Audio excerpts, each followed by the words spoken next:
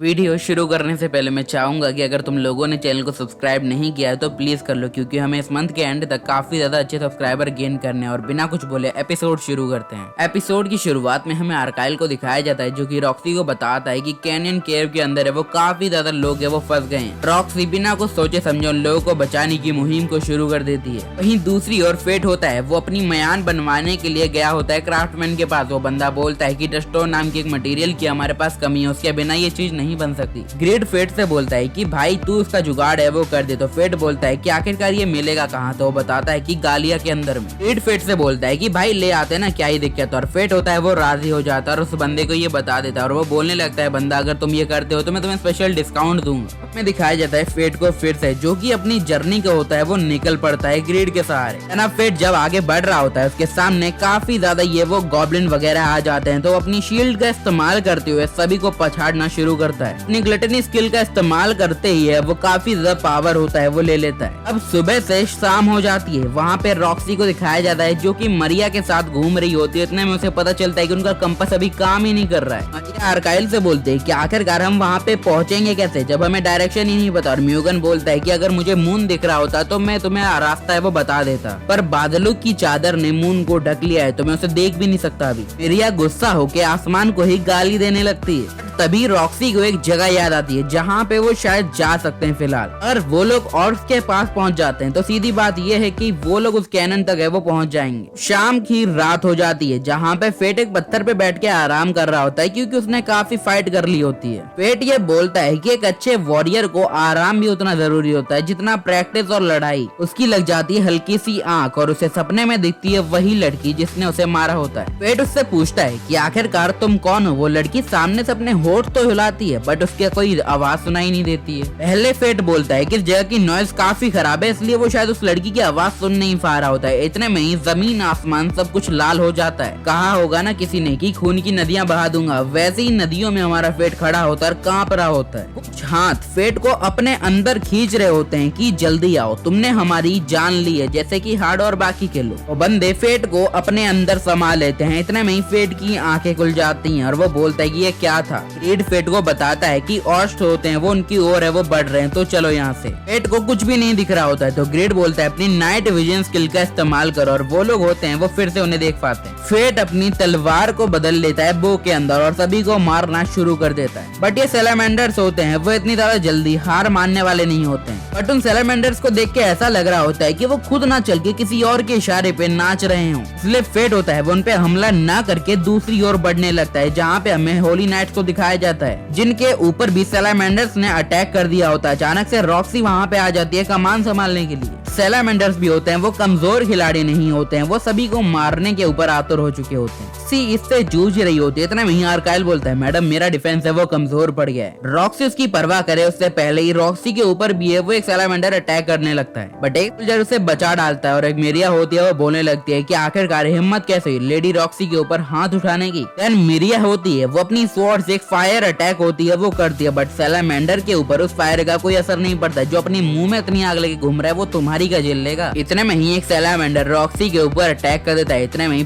Fate होता है वो बीच में आ जाता है और उसे बचा लेता है। यहाँ पे एक से बढ़िया एक मॉन्स्टर्स आते ही जा रहे थे, बट फेट होता है वो भूखा शिकारी होता है, वो किसी को नहीं बख्श रहा होता है। रॉक्सी को भी ये पता होता है ये वही लड़का है जो हमें गिल्ड के अंदर है वो मिला था। हैरानी की बात सिर्फ यही होती है क्योंकि वो एक सिंगल हैंड तलवार से सभी को खत्म कर रहा है। कितना स्ट्रॉन्ग बंदा है ये। कुछ वक्त बाद फेट होता है वो सारे मॉन्स्टर को चारों खाने चित कर देता है। रॉक्सी उसे थैंक यू बोलती है और वो बोलती है कि तुम नहीं होते तो आज हमारे साथी मर जाते। मिरिया को भी बोलती है कि तुम इसे थैंक यू बोलो, बट मिरिया यहाँ पे मानती नहीं है। फेट को इन सब की बातों में कोई इंटरेस्ट भी है वो नहीं था। इतना में ही म्यूगन बोलता है मैं हूँ म्यूगन इनका कैप्टन।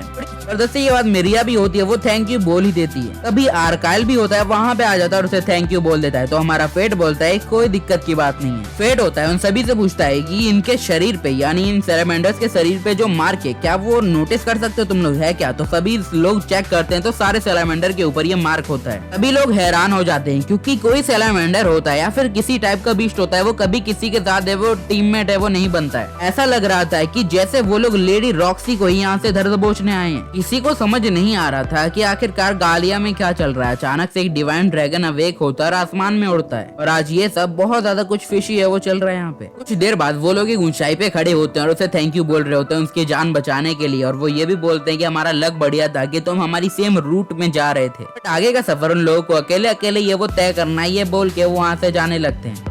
फेट से हाथ मिलाना चाह रही। फेट सोच ही रहा होता है उसे क्या करना चाहिए। इतने में ही ग्रेड बोलता है भाई अपनी एक्टिवेट कर ले स्किल, इसका माइंड रीड कर ले। उससे हाथ मिलाने जाए उससे पहले ही मिरिया बीच में आके बोलते है कि सोचना भी मत ठर की लड़के, अगर तूने इसको छुआ तो तू तो गया बेट। वेल ये काफी ज्यादा ओवर प्रोटेक्टिव है। ऑक्सी होती है वो मिरिया की ओर से हमारे फेट से माफी मांगती है। उसके बाद वो लोग वहाँ से जाने लगते हैं। मॉर्निंग होते ही वो लोग होते हैं वो फिर से जंगल की ओर होते हैं, वो बढ़ने लगते हैं। वो आगे बढ़ते हैं, उन्हें देखता है कि यह जंगल तो जानवरों का कब्रिस्तान की तरह होता है, जैसे हर किसी को पत्थर की मूर्त के समान यहाँ पे दफनाया गया। अचानक से फेट की नजर होती है, वो ऐसी डगमगाती है उसे सामने की मूर्ति में अपना चेहरा दिखाई देने लगता है। पूरा कांप जाता है। इतने में ग्रिड बोलता है भाई क्या हुआ? तो वो बोलता है कि कुछ नहीं बस चलते हैं यहाँ से। वो लोग होते हैं वो और भी आगे बढ़ने लगते हैं। इतने में फेट की नजर किसी पे जाती है। वो बोलता है कि आखिरकार ये कौन है, और उसे गौर से देखने में पता चलता है ये और कोई नहीं बल्कि इरिस लस्ट क्वीन। जब फेट उस जगह पे होता है वो पहुंचता है। उतने में ही उसे हमारा ग्रेड बोलता है कि वहाँ पे मत देखो पीछे देखो, यहाँ तो अलग ही जलवा चल रहा है। पता चलता है कि वहाँ पे एक जायंट कीमेरा कैद होता है। फेट होता है वो सावधान हो जाता है। इतने में ही ग्रेड बोलता है भाई घबरा मत, क्योंकि इस बंदे के अंदर है वो कोर नहीं है तो ये अटैक नहीं कर सकता, शायद ये पुरानी बैटल्स में खत्म कर दिया होगा। जब वो लोग गौर से नोटिस करते हैं तो उन्हें पता चलता है कि इस कीमेरा के साइड में बाकी और कीमेरा भी है वो थे, बट वो लोग अवेक हो गए हैं या फिर कहीं पे चले गए उसकी गारंटी नहीं है। इरिस यहाँ पे क्या कर रही थी वो इन लोगों के समझ के अभी थोड़ा ज्यादा ऊपर जा रहा था। इतने में पहाड़ों में काफी हलचल होने लगती है और धमाके होने लगते हैं, बट वहाँ पे रॉक्सी की टीम होती है, इस वजह से फेट होता है वहाँ से झट से भाग जाता है। और ग्रेड बोलता है भाई डस्टोन का क्या हुआ? बोला माँ चुदा डस्टोन। कहा जाता है कि उन लोगों की फाइट कीमेरा के साथ है वो चल रही होती है, काफी ज्यादा है वो भारी पड़ रहे होते हैं कीमेरा उन लोगों के ऊपर। पिछली बार की ही तरह जब यहाँ पे रॉक्सी के ऊपर जान की आमद है वो आ गई थी, उतने में ही फेट वहाँ पे एंट्री मारता है अपने बो के साथ में। फेट आके बोलता है क्या तुम लोग घायल हो? वो बोलते है कि हाँ मेरे साथ ही काफी ज्यादा ये वो जख्मी हो चुके हैं। बातें करने का टाइम नहीं था क्योंकि कीमेरा के पास हीलिंग फैक्टर होता है, इस वजह से वो अपने आप को रीजनरेट है वो कर लेते हैं। रॉक्सी को ये बात पल्ले नहीं पड़ रही होती तो हमारा फेट होता है वो बताने लगता है कि इन कैमरा के अंदर जो कोर लगा है जब तक वो उनके दिल के अंदर है तो हम उससे कुछ नहीं कर सकते। मेन टास्क ये है कि हमें इन लोगों को खत्म करना हो। देन फेट होता है वो फिर से अपनी ग्रिड को होता है वो तलवार के अंदर तब्दील कर लेता है और उस कैमरा की ओर बढ़ने लगता है, बट कैमरा भी हार मानने के लिए तैयार नहीं था। वो एक प्रोटेक्शन बैरियर बनाने लगता है, बट जब कैमरा के पास ये नॉलेज आती है कि आखिरकार क्या होने वाला है वो अपने कोर को ढक लेता है, बट वो उसके कोर पे हमला ना करते उसके पैरों को है वो तोड़ डालता है। इतने में रॉक्सी होती है वो उसके कोर को है वो तबाह कर डालती है। एक कैमरा होता है वो मिरिया के ऊपर है वो अटैक कर रहा होता है, जहाँ पे मिरिया एकदम है वो कांप रही होती है क्योंकि उसके अटैक काफी पावरफुल हो रहे होते हैं, बट वो लड़की अपनी स्वॉर्ड के सहारे होती है वो उस कैमरा की सारी फायर को अपने अंदर होती है वो ढाल लेती है। फेट आके वहाँ पे बोलता है कि देखो इस मामले को मेरे ऊपर छोड़ दो, अपने साथियों को लेके यहाँ से 9-2-11 हो जाओ। साला फिर से मेरी जान बचा रहे, कितना बड़ा बर्डन है मेरे ऊपर। रॉक्सी मिरिया और म्यूगन के पास आके बोलते कि तुम लोग सेफ जगह पे जाओ। देन वो फिर से हमारे फेट के पास लौटती है और वो अपनी टेक्निक के हिसाब से अटैक करने के लिए बढ़ने लगते हैं। फेट होता है अपनी 2-धारी तलवार लेता है और सभी को मारना शुरू करता है। वैले डुअल कॉम्बो काफी ज्यादा बढ़िया होता है, सेम टेक्निक से खत्म करने की कोशिश। 3 में से 2 को तबाह कर दिया जा चुका होता है और लास्ट बचा होता है, अब इनके साथ क्या होगा वो तो पता नहीं। मेरा अपना सेम काइंड ऑफ अटैक होता है वो उनके ऊपर करता है और आसमान की ओर होता है वो उड़ने लगता है। वो लोग बचने के लिए तो भाग जाते हैं, बट कैमरा होता है वो इतना ज्यादा प्रेशर से नीचे गिरा होता है कि जमीन में गड्ढा हो जाता है और वो लोग नीचे गिरने लगते हैं। फेट रॉक्सी को बचाने के लिए उसके हाथ को पकड़ के उसको अपनी गोदी में उठा लेता है। वो लोग आहिस्ता आहिस्ता जमीन के अंदर है वो घुसने लगते हैं। अब क्या घुसेगा वो तो मुझे नहीं पता। जब ग्रीड अपनी आंखें खोलता है वो फेट को भी जगा डालता है कि ब्रो क्या हुआ तेरे को। फेट आसमान की ओर देखता है, उसके बाद नीचे देखता है, उसे पता चलता है कि यहाँ पे हमारी रॉक्सी उसकी बाहों में लेटी है। गड़बड़ तो ये हो गई थी, असल में हमारे लॉन्डे का मास्क होता है वो गायब हो गया होता है। अचानक से रॉक्सी भी अपनी आंखें खोलने लगती है तो हमारा फेट काफी ज्यादा ये वो डर जाता है, बट रॉक्सी के पैरों के पास ही उसका मास्क होता है। रॉक्सी जैसे ही उड़ती है वो अपने मास्क को उठा के फिर से लगा लेता है, बट इतनी ऊंचाई से गिरने के बाद उसके पैर में थोड़ी सी खरोच चोटें सब है वो आई होती है। यहाँ पे फेट होता है एक फायर बॉल होता है वो कास्ट करता है। ये देख कर रॉक्सी काफी हैरान है वो हो जाते हैं। फेट बोलता है चिंता मत करो, वैसे भी अगर तुम जख्मी रहोगी तो हम कीमेरा के साथ फाइट नहीं कर पाएंगे क्योंकि वो 4000 पुराने है वो क्रिएचर है और उन्हें हराना लगभग नामुमकिन है। लाइक अकेले हराना तो नामुमकिन ही है। रॉक्सी बोलने लगती है कि हम चाह के भी अपने लोगों को बचा नहीं पाए। By the way mister Corp, आपको ये सारी बातें बताई किसने? तो फेट बोलने लगता है उसी जगह की एक सर्वाइवर ने मुझे ये बात है वो बताई थी। तो रॉक्सी बोलती है कहीं आप उसी लड़की की बात तो नहीं कर रहे ना जो अपने हाथ में एक